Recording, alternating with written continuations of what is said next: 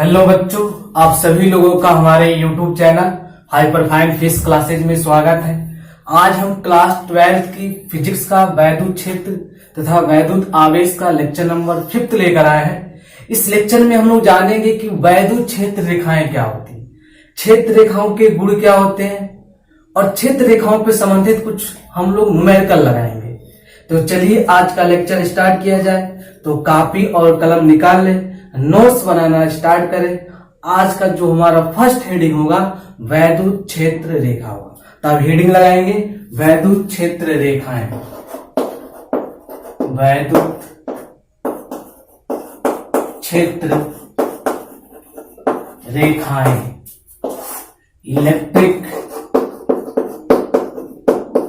Electric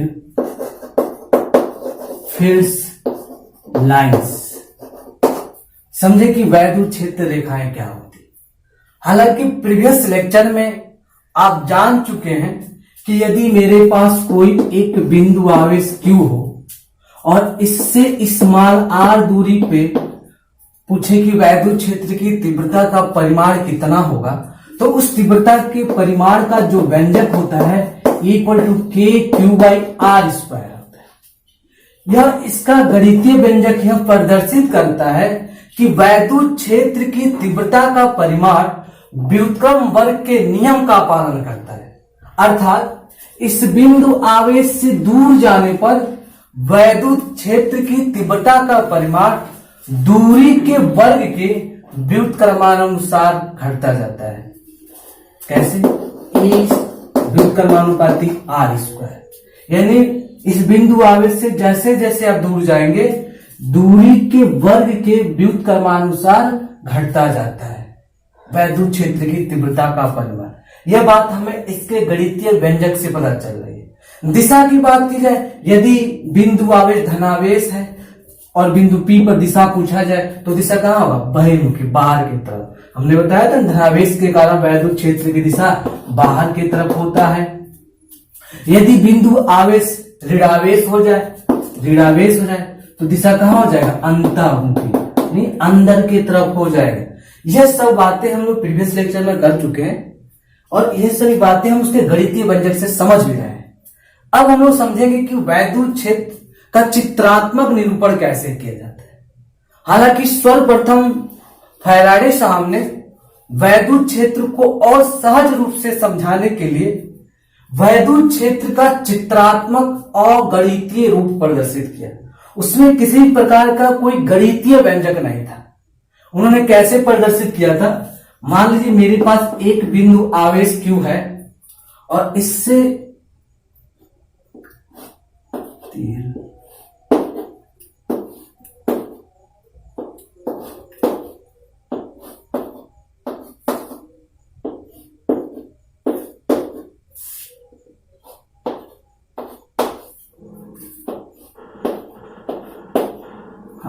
हम देख रहे हैं कि इस बिंदु आवेश से दूर जाने पर जो तीर की लंबाई है वो कंटिन्यू क्या हो रही है? घटती जा रही है। इसका मतलब यह है कि बिंदु आवेश से दूर जाने पर वैद्युत क्षेत्र की तीव्रता का परिमाण घटता जाता है। यह बात हम इस फिगर से भी समझ रहे हैं। देख रहे हैं ये लंबाई यहाँ पे इतना है, यहाँ लंबाई इतना होगा और आगे लंबाई इतना होगा, यानी कंटिन्यू लंबाई से क्या होता जा रहा है? घटता जा रहा है। अर्थात हम कह सकते हैं कि बिंदु आवेश से दूर जाने पर वैद्युत क्षेत्र की तीव्रता का परिमाण घटता जाता है। और दिशा की बात की जाए तो ये जो एरो है, ये जो तीर है, ये तीर रिप्रेजेंट कर रहा है कि धनावेश के कारण वैद्युत क्षेत्र दिशा बाहर की तरफ होगी। दिशा कहाँ होगा? हाँ, जो कि इस फिगर से भी हम लोग समझ सकते हैं कि वैद्युत क्षेत्र की तीव्रता का परिमाण और दिशा कहाँ होगा। जो बातें इस गणितीय व्यंजक से हम लोग अध्ययन कर चुके हैं। अब हम लोग समझेंगे कि वैद्युत क्षेत्र की तीव्रता का परिमाण रेखाओं के घनत्व से कैसे डिफाइन किया जाता है। जैसे मान लीजिए मेरे पास कोई एक बिंदु आवेश है और इस बिंदु आवेश से क्षेत्र रेखाएं कंटिन्यू बाहर की तरफ सभी दिशाओं में निकल रही हैं। ठीक है, इसकी जो क्षेत्र रेखाएं ऐसे हैं, सभी दिशाओं में निकल रही है इस प्रकार।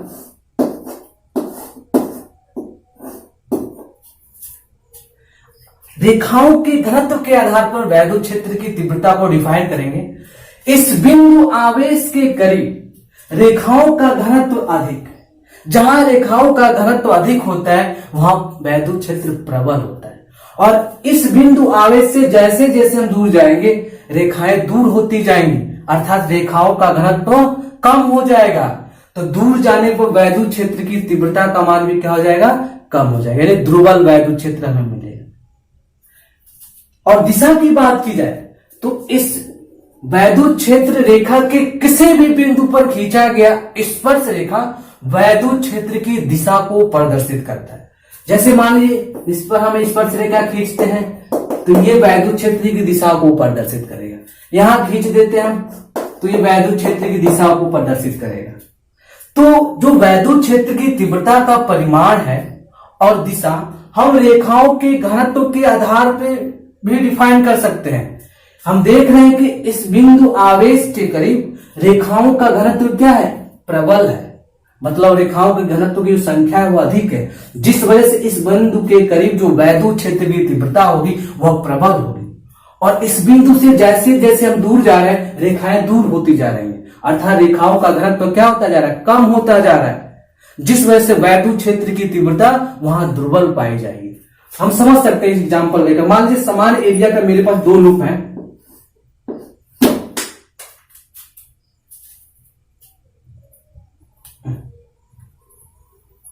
हाँ मान लीजिए समान एरिया का हमारे पास दो लूप हैं, एक लूप यहां पर है, दोनों लूपों का एरिया क्या सेम है।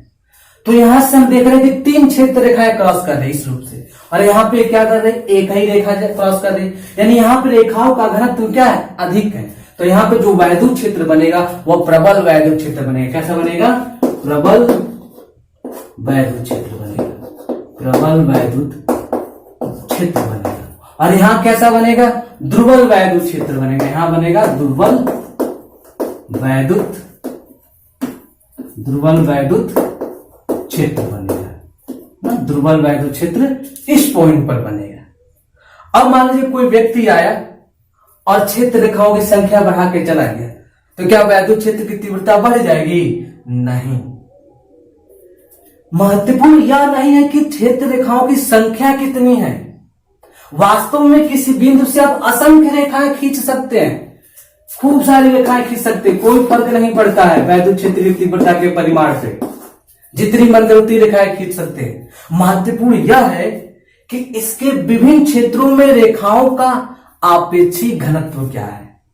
बात समझ में, महत्वपूर्ण यह है कि इसके विभिन्न क्षेत्रों में रेखाओं का जो आपेक्षिक घनत्व है वह क्या है, वैद्युत क्षेत्र की तीव्रता इस बात पर निर्भर करती है। तो क्या ये सभी बातें आपको समझ में आई कि वैद्युत क्षेत्र रेखाएं क्या होती हैं। अब हम लोग समझने का प्रयास करें। अब पहले इसकी डेफिनेशन की बात कर लेते हैं। ये तो सभी बातें कुछ कहानी टाइप थी कि वैद्युत क्षेत्र रेखाएं क्या होती हैं, एक्चुअल में उसका जो डेफिनेशन क्या होता है वो हम लोग समझने का प्रयास करेंगे, ठीक है। तो मैं इसका परिभाषा लिखने का प्रयास करता हूं यहां पे।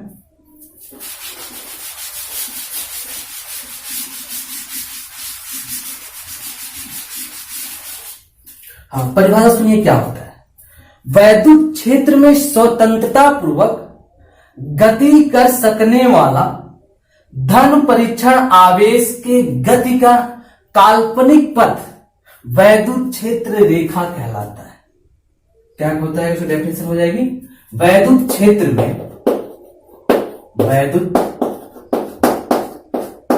में स्वतंत्रता पूर्वक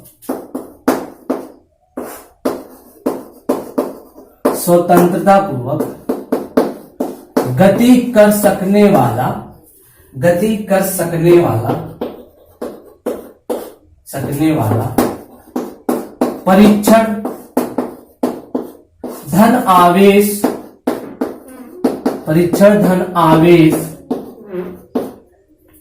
परीक्षण धन आवेश के गति का काल्पनिक पथ वैद्युत क्षेत्र रेखा कहलाता है। वैद्युत क्षेत्र रेखा कहलाता हमने क्या बताया, एक बार सुनिए। हमने यह बताया कि किसी बिंदु आवेश, हमने क्या बताया, एक बार समझिए। हमने यह बताया कि वैद्युत क्षेत्र में स्वतंत्रता पूर्वक गति कर सकने वाला परीक्षण धन आवेश के गति का काल्पनिक पथ को वैद्युत क्षेत्र रेखा कहते हैं, को वैद्युत क्षेत्र रेखा कहते हैं। जैसे मान लीजिए मेरे पास एक धन आवेश है और यह धन आवेश अपने अगल बगल क्या बनाएगा, वैद्युत क्षेत्र बनाएगा, और इसके वैद्युत क्षेत्र में एक हम धन परीक्षण आवेश Q0 को रख देते हैं। तो इस वैद्युत क्षेत्र के कारण ये किधर गति करना चाहेगा, बाहर की तरफ गति करना चाहेगा। कहां, बाहर की तरफ। तो इसकी क्षेत्र रेखा यह मिली, इसको उठाया हमने यहां रखा, इधर गति करना चाहेगा, इधर गति करना चाहेगा। यदि तमाम जगहों को उठा कर Q0 को रखेंगे तो उसके गति करने का जो पथ मिलेगा कुछ हमें इस प्रकार मिलेगा। और ड्रा कर लिया जाए, हाँ, इन पॉइंट पे हम लोग उठा के आवेश को रखेंगे तो कुछ इस प्रकार गति करता हुआ उसका काल्पनिक पथ मिलेगा। एक्चुअल में ये इस प्रकार गति करता है, ये वास्तव में नहीं है। ये सभी चीजें हम कल्पना के आधार पर अध्ययन करते हैं। तो इसका ये जो काल्पनिक पथ है, इसी पथ को बोला जाता है वैद्युत क्षेत्र रेखा। तो ये हमने धनावेश के कारण बताया, ये धनावेश के कारण है। अब मान लीजिए ऋणावेश, आपके पास बिंदु आवेश हो गया, तो ऋणावेश है, क्या है, ऋणावेश है, ठीक है। अब यह भी अपने अगल बगल वैद्युत क्षेत्र बनाएगा। अब इसके वैद्युत क्षेत्र में हम परीक्षण धनावेश Q0 को रख देते हैं। अब इसके वैद्युत क्षेत्र के कारण ये किधर गति करना चाहेगा, वैद्युत क्षेत्र की दिशा में अंदर की तरफ गति करना चाहेगा। कहा जाएगा, अंदर की तरफ। यानी ऐसे ही तमाम पॉइंट को उठाकर हम लोग Q0 को रखेंगे तो उसे गति करने का जो काल्पनिक पथ है कुछ हमें इस प्रकार मिलेगा। ये क्या कहलाएगा, क्षेत्र रेखा कहलाएगा, ठीक है। ये ऋणावेश के कारण है, किसके कारण, ऋणावेश के कारण, ठीक है। ये वो क्षेत्र रेखा मिल जाएगा। अब मान लीजिए कोई हमारे पास विजातीय आवेश है, इस फिगर को मिटाते हैं ना।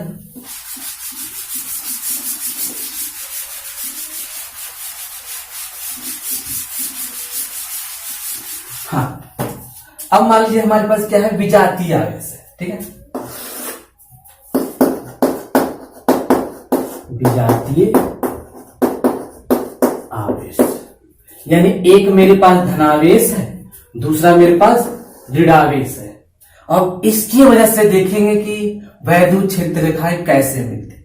हम देख रहे हैं कि धनावेश के कारण वैद्युत क्षेत्र रेखाएं क्या हो रही, आउटवर्ड, बाहर की तरफ निकल रही है। और ऋणावेश के कारण वैद्युत क्षेत्र रेखाएं उस ऋणावेश की तरफ जा रही है, यानी उसके अंदर प्रवेश कर रही है, इंटर कर रही है। यानी इस धनावेश से वैद्युत क्षेत्र रेखाएं क्या होगी, निकलेगी, और ऋणावेश पर क्या करेंगे, जाकर समाप्त हो जाएंगे, एंटर कर जाएंगे, ठीक है। तो इसका हम लोग रेखा ड्रा करें तो इस धनावेश से निकलेंगी, ऋणावेश पर जाकर समाप्त हो जाएंगी, धनावेश से निकलेंगी, ऋणावेश पर जाकर समाप्त हो जाएंगी। यानी कुछ हमें इस प्रकार रेखाएं मिलेंगी जो धनावेश से निकल रही है और ऋणावेश पर जाके समाप्त हो जा रही है, ठीक है।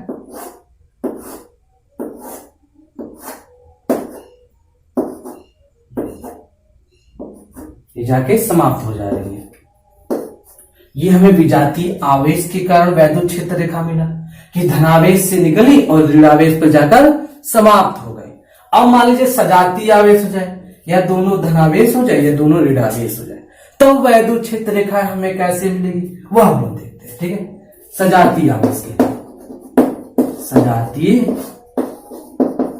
आवेश की बात की जाए, मान लीजिए दोनों आवेश धनावेश है, ठीक है, और इन दोनों आवेशों का मध्य बिंदु यहां पर है, ठीक है। दोनों आवेश हमने धनावेश कर लिए, तो हम जानते हैं कि ये भी धनावेश और ये भी धनावेश, और दोनों आवेशों से वैद्युत क्षेत्र रेखा क्या होगी, आउटवर्ड, बाहर की तरफ निकलेंगी और प्रतिकर्षित करेगी। सजातीय आवेश हो गया ना, तो इसकी क्षेत्र रेखा एक दूसरे को दूर भगाने का प्रयास करेगी। इसका क्षेत्र रेखा उसको उधर ठेलेगा और इसका क्षेत्र रेखा इसको इधर ठेलने का प्रयास करेगा। यानी क्षेत्र रेखाएं कुछ कैसे हमें मिलेगी, कुछ इस प्रकार मिलेगी।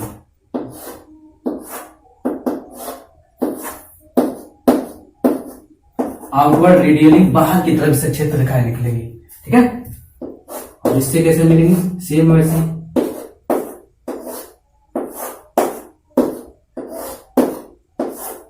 यानी इस प्रकार आउटवर्ड बाहर की तरफ वैद्युत क्षेत्र रेखाएं सजातीय आवेशों के कारण मिलती हैं। ठीक है, तो ये आप वैद्युत क्षेत्र रेखाएं क्या होती है इसे फटाक से आप नोट कर लें। हाँ, फटाक से वीडियो पॉज करके नोट कर ले आप। वो समझे हैं? समझे ना? चलिए ठीक है, अच्छी बात है।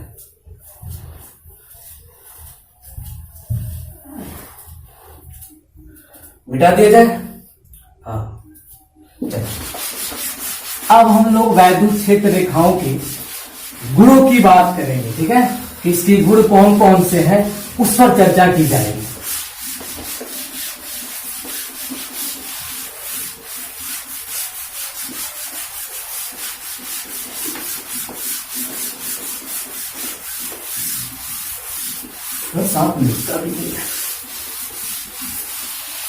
हाँ, अब हेडिंग लगाएंगे आप लोग वैद्युत क्षेत्र रेखाओं के गुण।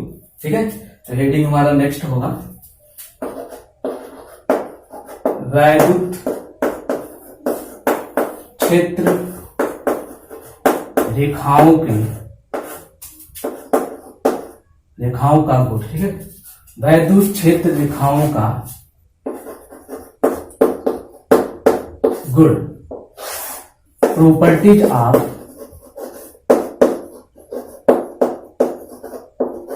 Of electric field line, electric field line. पहला गुण क्या है इसका? हम देखें कि वैद्युत क्षेत्र रेखाएं धनावेश से निकल रही थी और ऋणावेश पर जाकर समाप्त हो जा रही थी। तो पहला गुण हमारा बन जाएगा वैद्युत क्षेत्र रेखाएं, वैद्युत क्षेत्र रेखाएं धनावेश से प्रारंभ होकर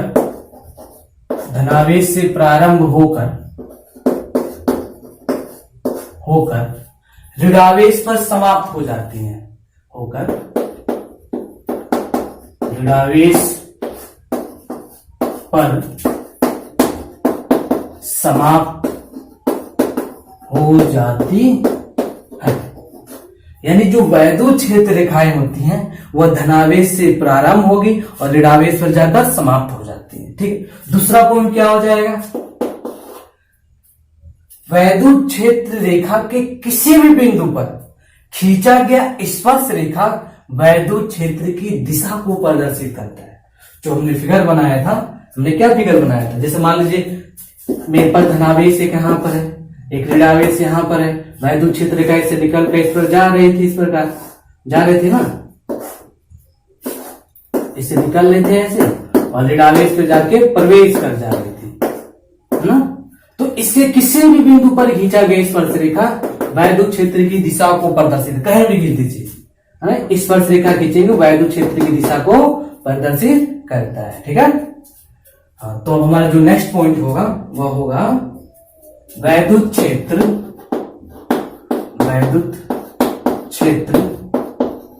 रेखा के किसी भी बिंदु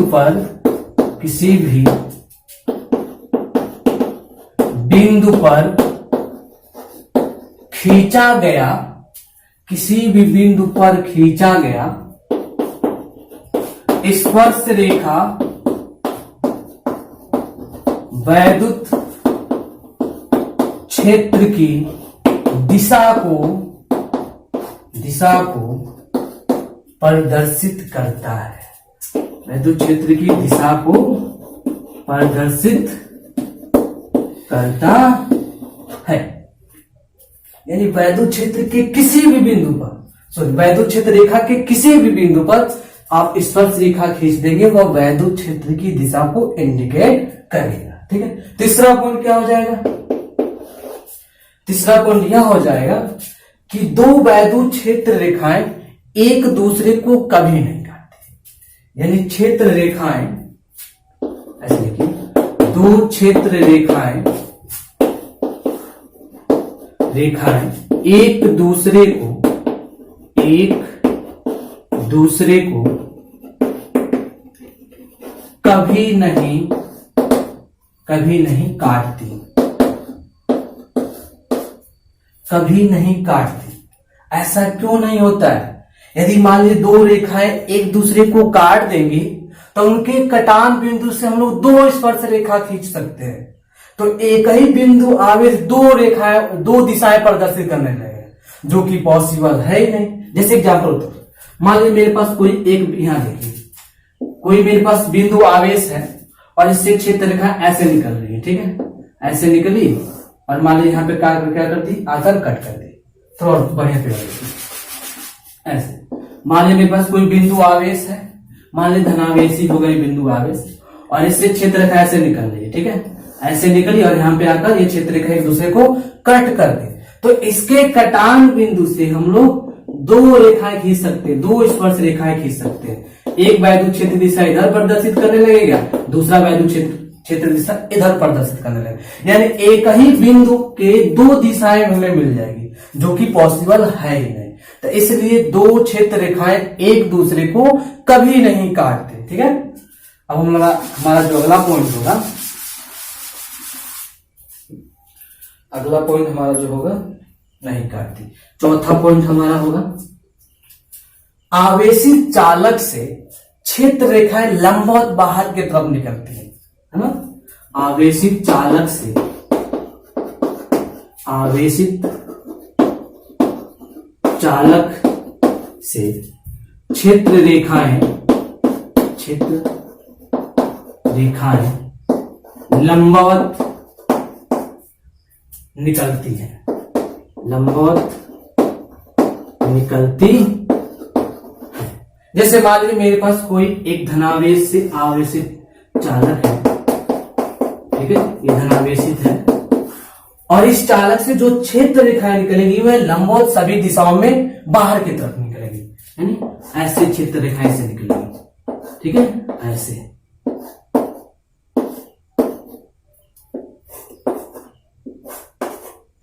क्षेत्र रेखा ऐसे निकलेंगे लंबवत बाहर की तरफ। पांचवा पॉइंट हम लोग लिख सकते हैं, यहां लिखने क्या, चलिए पांचवा पॉइंट यहां लिखेंगे।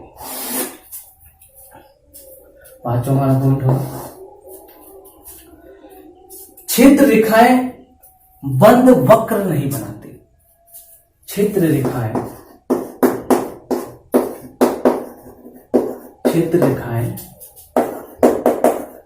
बंद वक्र नहीं बनाती है, मतलब ये क्लोज लूप नहीं बनाती। जैसे मान लीजिए मेरे पास कोई एक बिंदु आवेश है और यहां से मान लीजिए वैद्युत क्षेत्र रेखा ऐसे निकला और निकल के पुनः यहीं पे नहीं आ जाएगा, यानी क्लोज लूप नहीं बनाती है, ठीक है। यानी यह एक लूप का निर्माण नहीं करती। यह किसी बिंदु से निकलेगी या तो आउटवर्ड की तरफ या इनरवर्ड की तरफ निकलेंगी, या तो किसी बिंदु से निकलकर, यदि धनावेश है तो धनावेश से निकलकर ऋणावेश पर जाकर समाप्त हो जाती है। बंद लूप नहीं, यानी क्लोज लूप नहीं बनाती है, ठीक है। छठा पॉइंट इसका हो जाएगा, एक समान वैद्युत क्षेत्र में, एक समान वैद्युत क्षेत्र में क्षेत्र रेखाएं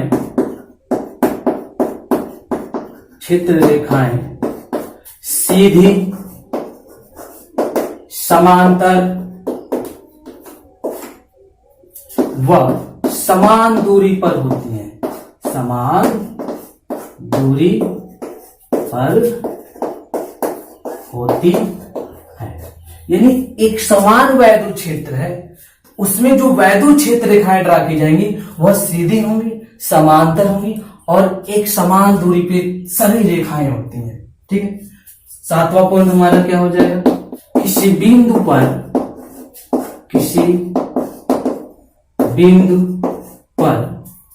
क्षेत्र रेखाओं का घनत्व अधिक नहीं। किसी बिंदु पर क्षेत्र रेखाओं की सघनता, क्षेत्र रेखाओं की सघनता प्रबल वैद्युत क्षेत्र को, सघनता प्रबल वैद्युत क्षेत्र तथा विरलता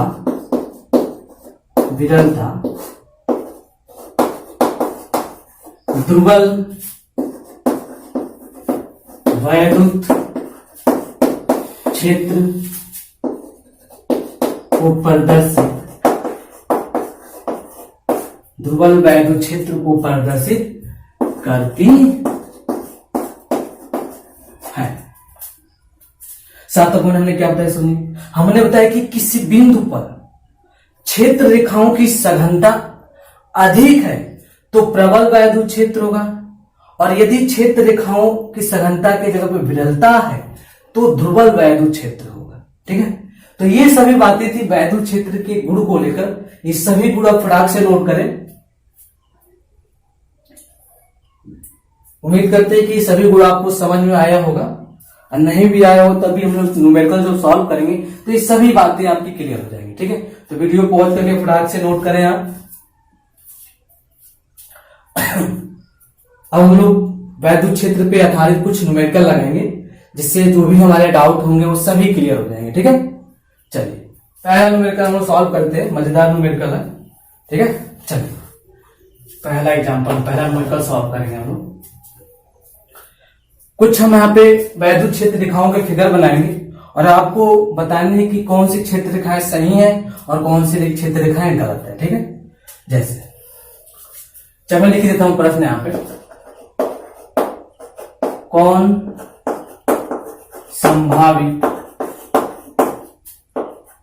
संभावित वैद्युत क्षेत्र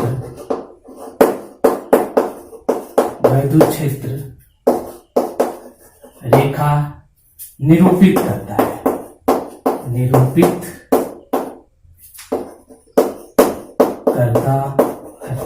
यहाँ पे नीचे कुछ फिगर बनाएंगे और आप बताएंगे कि कौन सा वैद्युत क्षेत्र रेखा सही है। ठीक है, हाँ, पहला मान लीजिए मेरे पास कोई एक आवेशित चालक है जो धनावेशित है। ठीक है, इसको धनावेशित किया गया है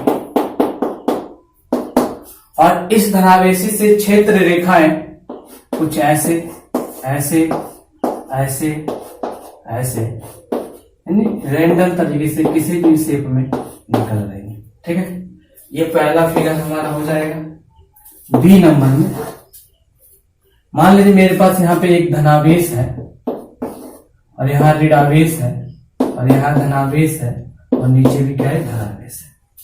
हम जानते हैं कि धनावेश से क्षेत्र रेखाएं कुछ ऐसे निकल रही हैं और इस पर से इस पर आ रही हैं और इस पर से इस पर जा रही हैं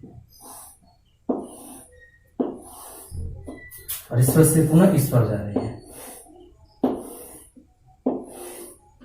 और फाइनली यहां से ऐसे चली जा रही है।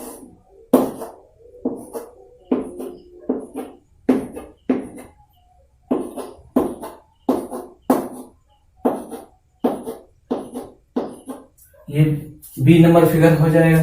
सी नंबर फिगर हमारा यहां पर है। दो समान परिमाणिक के आवेश है। हम जानते हैं कि समान परिमाणिक के जब आवेश एक दूसरे के करीब आते हैं तो उनकी क्षेत्र रेखाएं एक दूसरे को रिपेल करती है ना, दूर भगाने का प्रयास करती है। यानी इससे क्षेत्र रेखाएं कुछ ऐसे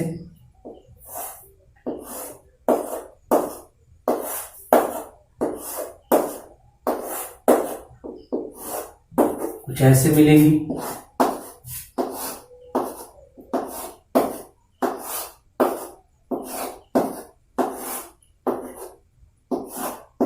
कुछ है। ये फिगर नंबर सी है। डी नंबर में मान लीजिए मेरे पास एक फिगर है। डी नंबर यही बना देगा, हाँ चलिए। ये डी नंबर में हमारा फिगर जो है, एक धनावेश यहां पर हमारे पास है, दूसरा धनावेश यहां पर है, तीसरा धनावेश यहां पर है। ठीक है, क्षेत्र रेखाएं इससे ऐसे निकल रही हैं, ऐसे निकल रही हैं और ऐसे और ऐसे और ऐसे और ऐसे, और कुछ क्षेत्र रेखाएं इस पर चल रही हैं ऐसे।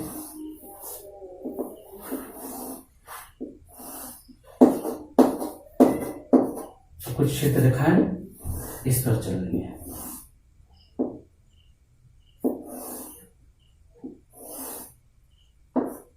ठीक है, ऐसा चल रही है।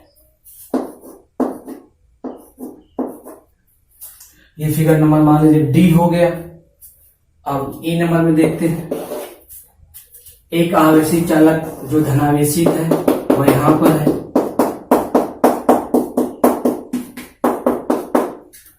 एक ऋणावेशित चालक जो है वो यहां पर है, ये ऋणावेशित है, ठीक है, ऋणावेशित है। तो इस धनावेश से क्षेत्र रेखाएं निकल रही है और ऋणावेश पर जाकर इंटर कर रही है, और इस धनावेश से क्षेत्र रेखाएं कुछ लंबवत ऐसे निकल रही हैं, ऐसे लंबवत,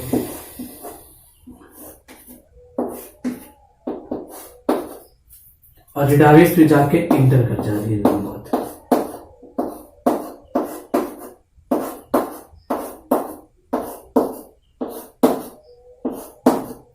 ऐसे जाके इस पर इंटर कर जा रही है, ठीक है। तब आपको बताना है कि वैद्युत क्षेत्र रेखा के संबंध में इन फिगर में से कौन सा फिगर सही है और कौन सा फिगर गलत है, ठीक है। पहले फिगर की बात करते हैं।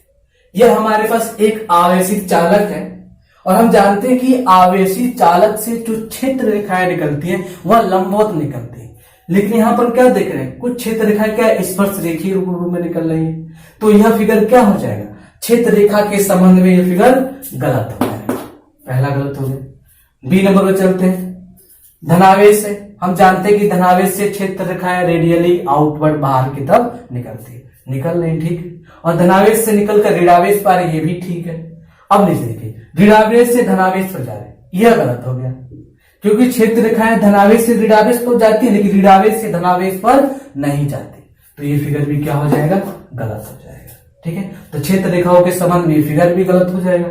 सी पे बात करते हैं, ये धनावेश है और ये भी धनावेश है, तो दोनों धनावेश होने के कारण इनकी क्षेत्र रेखाएं एक दूसरे को प्रतिकर्षित करेगी, यह फिगर सही है।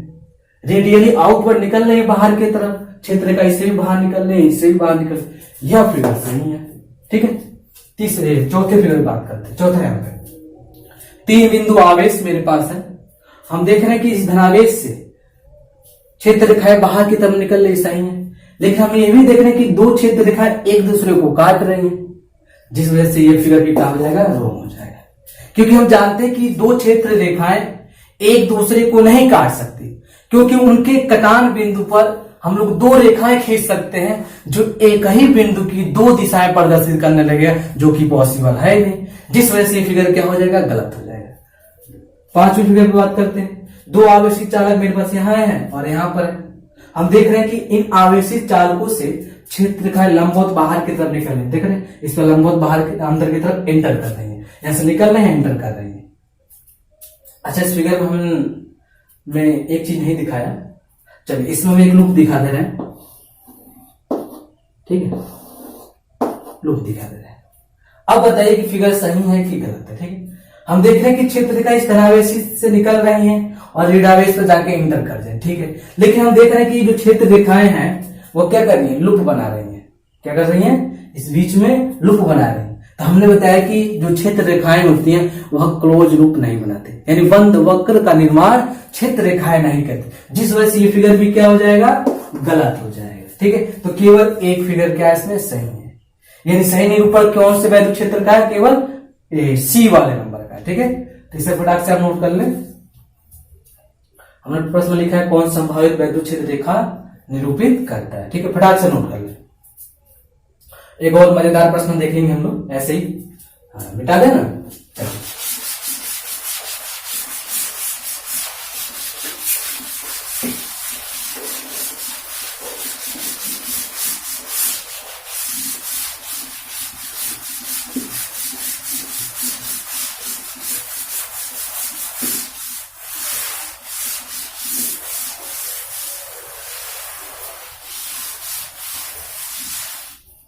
देखिए अगला प्रश्न हमारा होगा, मान लीजिए हमारे पास कोई एक समबाहु त्रिभुज है और इसके प्रत्येक शीर्ष पे क्यू परिमाण का धनावेश रखा गया है, तो उससे परिणामी क्षेत्र रेखाएं किस प्रकार खींची जा सकती है वह हम लोग समझेंगे। तो कुछ हमें फिगर बनाएंगे, उसमें से आपको पहचानना कि कौन सा फिगर सही होगा उस समबाहु त्रिभुज के लिए, ठीक है। जैसे मान लीजिए पहला फिगर, एक बिंदु आवेश यहां पर है, दूसरा यहां पर है और तीसरा यहां पर है, ठीक है।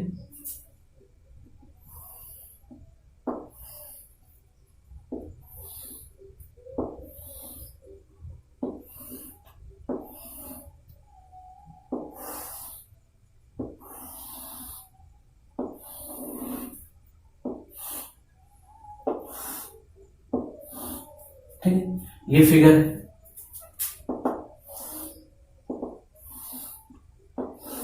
ये कुछ इस प्रकार फिगर है। पहला फिगर हमारा ये हो गया। बी नंबर में देखिए, एक बिंदु यहां पर है, दूसरा बिंदु यहां है, तीसरा बिंदु, समबाहु त्रिभुज है, तीनों भुजाएं बराबर होती नहीं है, ठीक है। ड्रा करते हैं।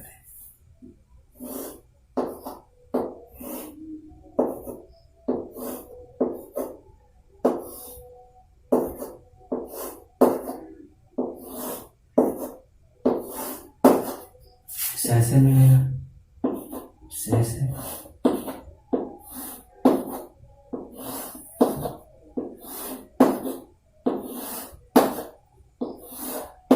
ऐसे मिल रहा है।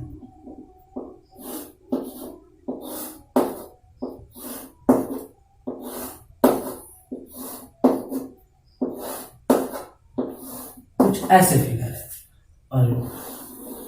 और इसके सेंटर से एक एक रेखाएं जा रही हैं और आपको बताने की कौन सा फिगर सही है। और भी देख लीजिए, ए बी सी नंबर में देखिए, एक बिंदु आवेश यहां पर है, दूसरा यहां है, तीसरा कहां पर है, यहां पर, ठीक है।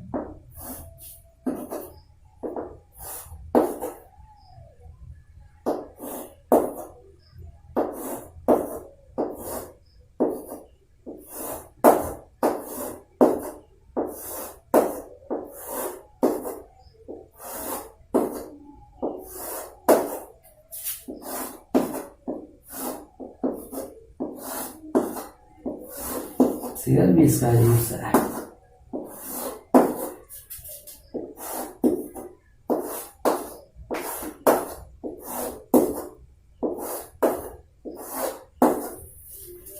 ये सी नंबर में हो गया। डी नंबर में मान लीजिए एक फिगर मेरे पास यहां है, जो इस प्रकार एक बिंदु यहां है, दूसरा यहां पर है, तीसरा यहां है, ठीक है। क्लोज लूप बना रहा है।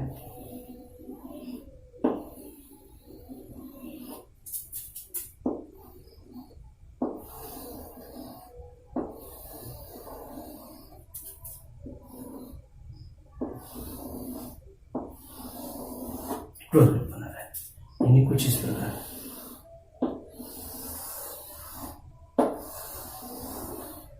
ठीक, इस पर मैंने बताया कि कोई हमारे पास समबाहु त्रिभुज है और उसके प्रत्येक शीर्ष पर क्यूब परिमाण का धन आवेश रखा गया है और उसके संबंध में बताना है कि किस प्रकार की क्षेत्र रेखाएं खींची जा सकती है। सबसे पहले वाले चित्र की बात करते हैं।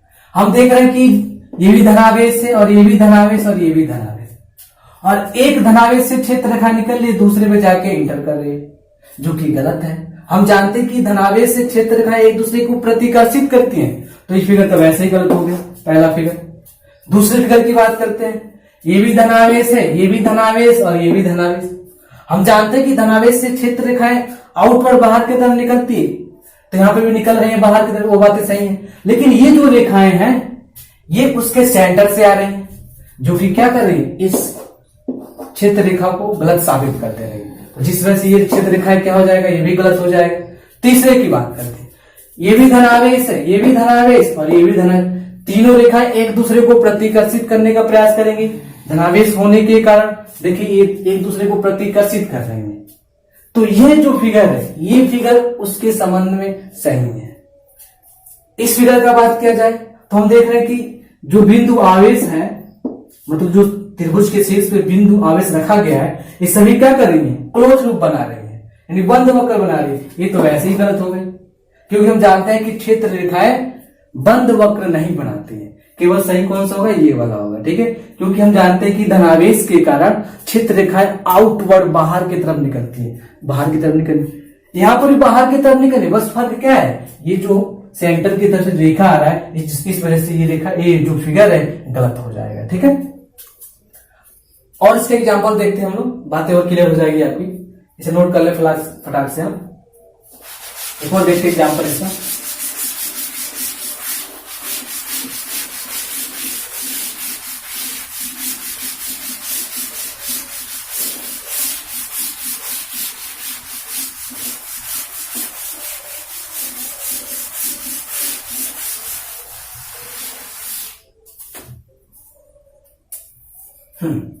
तीसरा एग्जांपल देखते हैं हम लोग।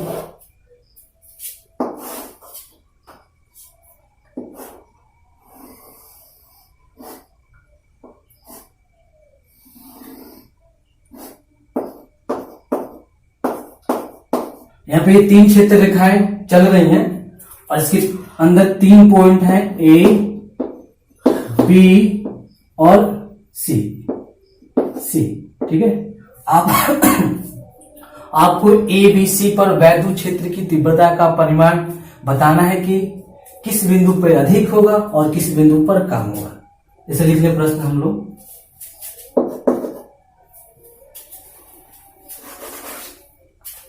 बिंदु ए बी सी में से किस बिंदु पर वैद्युत क्षेत्र की तीव्रता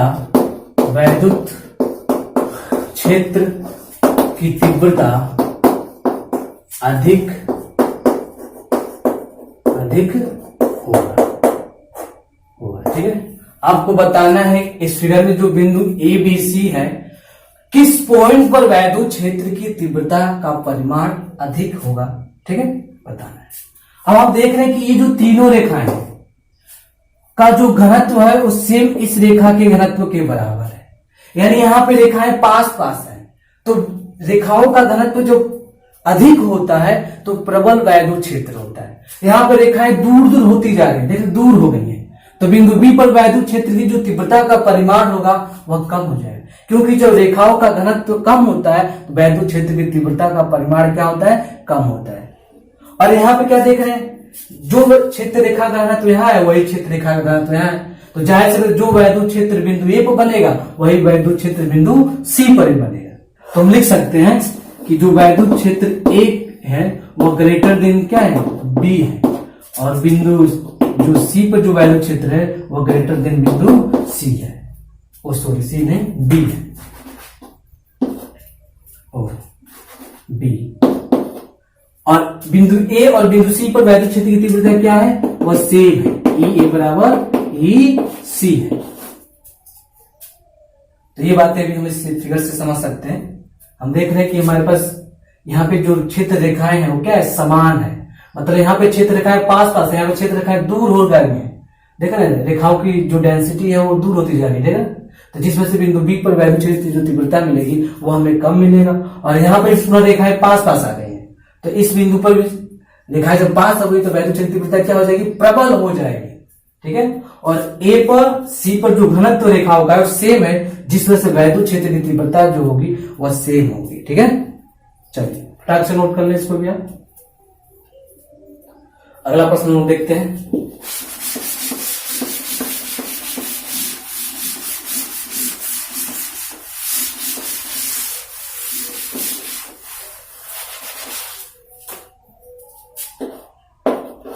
चौथा प्रश्न देखते हैं, ठीक है। चौथा प्रश्न है, मान लीजिए हमारे पास कुछ बिंदु क्षेत्र रेखाएं हम लोग दी गई हैं। आपको बताना है कि क्षेत्र रेखा को देखकर एक समान वैद्युत क्षेत्र कब होगा और समान वैद्युत क्षेत्र कब होगा, ठीक है।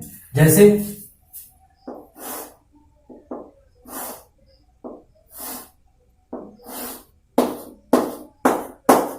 ये फिगर नंबर ए है, एक फिगर नंबर यहां पे हम बी बना दे रहे हैं।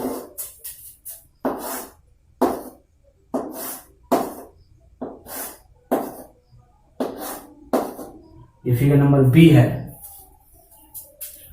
एक फिगर नंबर डी है, बना दे रहे हैं हम।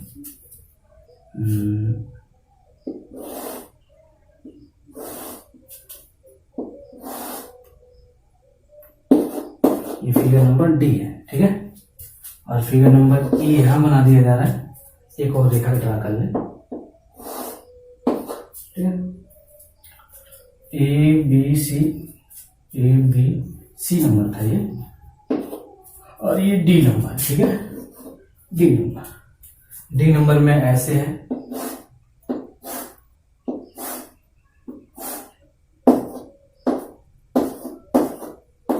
ऐसे है।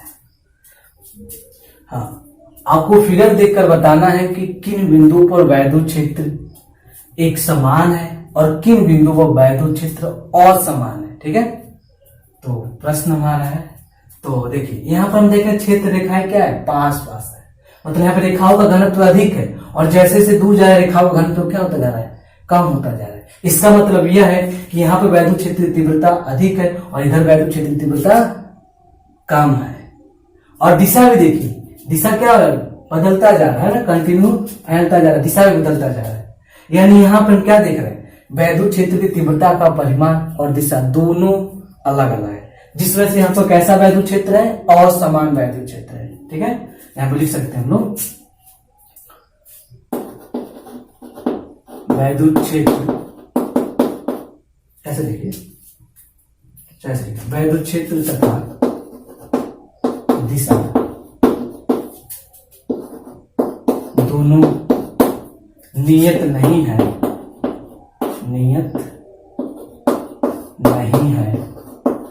अतः असमान वैद्युत क्षेत्र होगा, अतः असमान वैद्युत क्षेत्र होगा, ठीक है। कैसा वैद्युत क्षेत्र होगा, असमान वैद्युत क्षेत्र। यहां पर बात किया जाए, दिशा नियत है लेकिन यह रेखा छोटा हो गया और रेखा समांतर नहीं है, देख रहे हैं।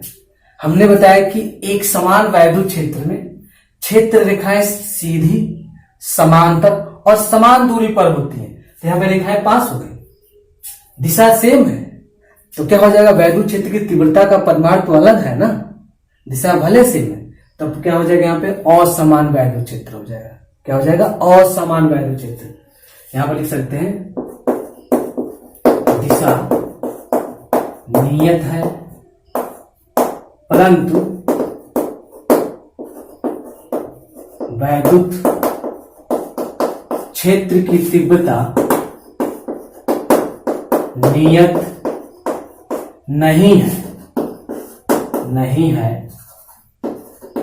नहीं है, अतः वैद्युत क्षेत्र, अतः असमान वैद्युत क्षेत्र होगा, अतः असमान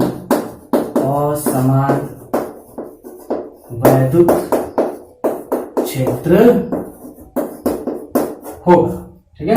कैसा होगा, असमान वैद्युत क्षेत्र होगा। इसकी बात करते हैं, रेखाएं के बीच की दूरी हर एक कोण पर सेम है, तो वैद्युत क्षेत्र की तीव्रता तो सेम है लेकिन दिशाएं बदलती जा रही हैं, देख रहे हैं। तो यहां पर कैसा वैद्युत क्षेत्र होगा, यहां पर भी असमान वैद्युत क्षेत्र होगा। कैसा होगा, असमान वैद्युत क्षेत्र होगा, असमान वैद्युत क्षेत्र। यहां बताइए, यहां पर रेखाएं सीधी हैं, समांतर है और प्रत्येक के बीच की दूरी भी समान है और दिशा भी सभी जगह पे क्या है, सेम है। यह समान वैद्युत क्षेत्र होगा, एक समान वैद्युत क्षेत्र होगा, एक समान वैद्युत क्षेत्र।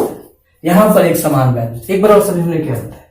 यहां पर हम देख रहे हैं कि क्षेत्र रेखाएं पास पास है, मतलब रेखाओं का घनत्व यहाँ पे अधिक है, जिस वजह से वैद्युत क्षेत्र की तीव्रता यहाँ पे प्रबल होगी और यहाँ पे रेखाएं दूर होती जा रही है, तो प्रबल वैद्युत क्षेत्र नहीं, दुर्बल वैद्युत क्षेत्र यहाँ पे होगा। जिस वजह से हम देख रहे हैं कि तीव्रता तो अलग है और दिशाएं भी अलग होती जा रही है, जिस वजह से यहाँ वैद्युत क्षेत्र कैसा होगा, असमान वैद्युत क्षेत्र होगा। यहाँ पर क्या देख रहे हैं, दिशा तो सेम है लेकिन रेखाओं के बीच की दूरी बदल गई है, एक रेखा छोटा भी हो गया है, तो असमान वैद्युत क्षेत्र यहाँ मिलेगा। तीसरे केस में देखिए, दिशाओं के बीच की दूरी सेम है, सॉरी रेखाओं के बीच की दूरी क्या है, समान है, तो वैद्युत क्षेत्र की तीव्रता का परिमाण तो समान होगा लेकिन दिशा देख रहे हैं, दिशा बदलता जा रहा है कि नहीं, इस वजह से असमान वैद्युत क्षेत्र यहां भी होगा। यहां देखा जाए, यहां पर हम देख रहे हैं कि रेखाएं सीधी हैं, समांतर है और बीच की दूरी हर एक पॉइंट पर क्या है, सेम है, तो एक समान वैद्युत क्षेत्र है। ठीक है, आज के लिए इतना ही, फटाक से इसे नोट कर लें, बाकी हम लोग नेक्स्ट लेक्चर में पढ़ेंगे। ठीक है, नोट कर लें फटाक से। ठीक है।